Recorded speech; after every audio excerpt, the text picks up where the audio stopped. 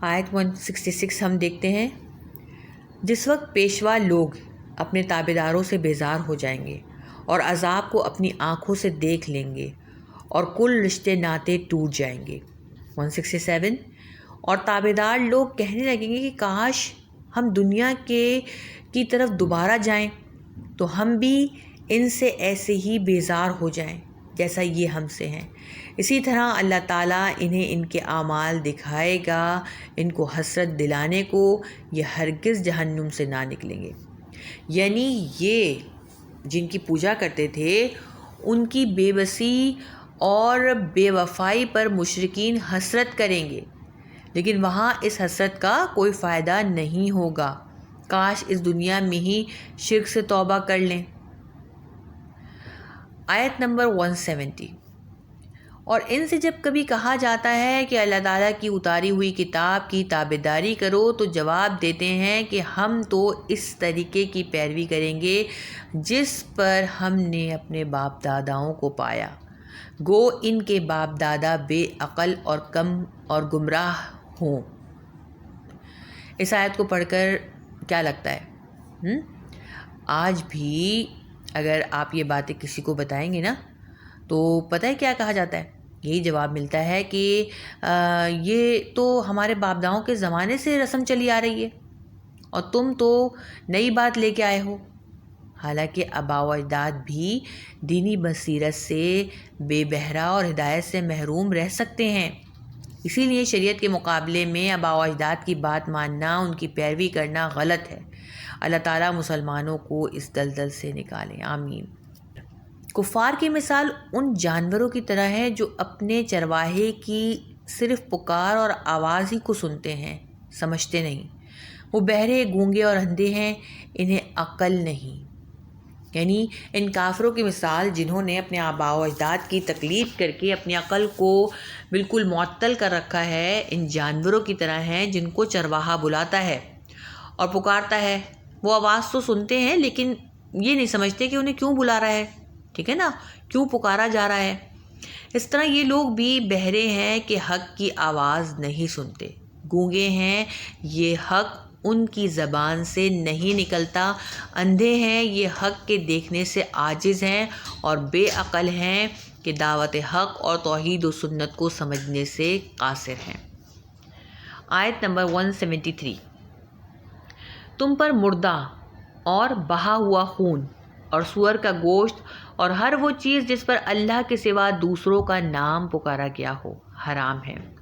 پھر جو مجبور ہو جائے اور وہ حد سے بڑھنے والا اور زیادتی کرنے والا نہ ہو، اس پر ان کے کھانے میں کوئی گناہ نہیں، اللہ تعالیٰ بخشش کرنے والا مہربان ہے۔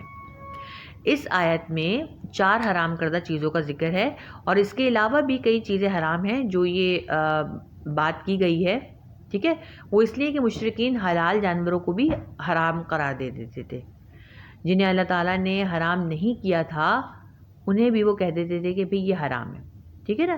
تو حدیث سے معلوم ہوتا ہے ویسے ہمیں کہ اس کے علاوہ درندے وہ بھی حرام ہے، اور پرندے جو کہ اپنے پنجوں سے شکار کرتے ہیں وہ بھی حرام ہے، اور اس کے علاوہ جو جانور حادثے میں مر گئے ہوں وہ بھی حرام ہے۔ یہ سورہ مائدہ میں ہم پڑھیں گے انشاءاللہ تعالی۔ حدیث میں ہے کہ 2 مردار جانور حلال ہیں، ایک مچھلی اور دوسرا ٹڈی۔ اچھا، یہاں جو خون سے مراد ہے نا، وہ خون مراد ہے جو کہ بہتا ہے، نکل جاتا ہے۔ گوشت کے ساتھ جو خون لگا رہ جاتا ہے نا وہ حلال ہے، اور یہاں 2 خون حدیث کی روح سے حلال ہیں، ایک کلیجی اور تلی۔ پھر سور جو ہے وہ بدترین جانور ہے، اللہ نے اسے حرام قرار دیا ہے، اور وہ جانور بھی یعنی جس پر غیر اللہ کا نام پکارا جائے، ٹھیک ہے، یعنی جس کو ذبح کرتے وقت اللہ کے علاوہ کسی اور کا نام پکارا جائے وہ بھی حرام ہے۔ آپ صلی اللہ علیہ وسلم نے فرمایا جس نے غیر اللہ کے نام پر جانور ذبح کیا وہ ملعون ہے۔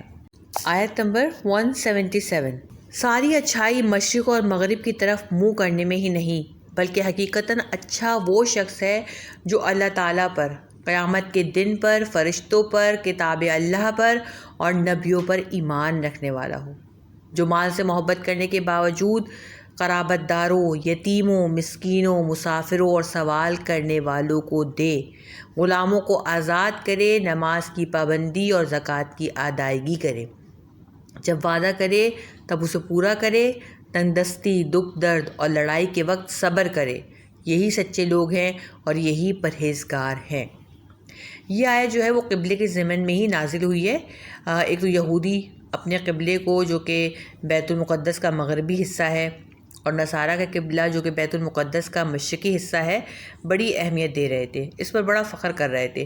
دوسری طرف مسلمانوں کے تحویل قبلہ پر چم و گوئیاں کر رہے تھے، یعنی باتیں کر رہے تھے، تو بعض مسلمان بھی نا رنجیدہ ہو جاتے تھے۔ تو اللہ تعالیٰ نے فرمایا کہ مشرق یا مغرب کی طرف رخ کر لینا بذات خود کوئی نیکی نہیں ہے، بلکہ یہ تو صرف اجتماعیت کے حصول کا طریقہ ہے۔ اصل میں نیکی تو ان باتوں پر ایمان رکھنا ہے جو اللہ نے بیان فرمائی ہیں، اور ان کو اپنانا ہے جس کی اللہ تعالیٰ نے تاکید کی ہے۔ پھر آگے ان عقائد کا بیان ہے کہ اللہ تعالیٰ پر ایمان یہ ہے کہ وہ اپنی ذات اور صفات میں یکتا، تمام عیوب سے پاک ہے، اور قرآن و حدیث میں بیان کردہ تمام صفات باری کو بغیر کسی تعویل کے تسلیم کیا جائے۔ آخرت کے روز جزا، جنت، دوزخ پر یقین رکھا جائے۔ کتاب سے مراد تمام آسمانی کتابوں پر ایمان ہے۔ فرشتوں کے وجود اور تمام پیغمبروں پر یقین رکھا جائے۔ ان ایمانیات کے ساتھ ان اعمال کو اپنایا جائے جس کی تفصیل اس آیت میں ہے، یعنی مال کی محبت کے باوجود مال خرچ کرنا، رشتہ داروں پر، مسکینوں پر، یتیموں پر۔ اسی طریقے سے تنگ دستی، نقصان یا بیماری اور لڑائی، ٹھیک ہے نا، ان تینوں حالتوں میں صبر کرنا یہ بہت مشکل ہوتا ہے، اسی لیے یہ باتیں یہاں بیان کی گئی ہیں۔ تو یہی سچے لوگ ہیں اور یہی متقین ہیں۔ الحمدللہ آج کا ہمارا سبق کمپلیٹ ہوا۔ ہم نے آیت نمبر 159 سے 177 تک پڑھا ہے۔ انشاءاللہ اگلے ہفتے ہم آگے دیکھیں گے۔ دعا پڑھ لیتے ہیں۔ سبحانک اللہم و بحمدک، اشہد ان لا الہ الا انت، استغفرک و اتوب الیک۔ السلام علیکم ورحمۃ اللہ وبرکاتہ۔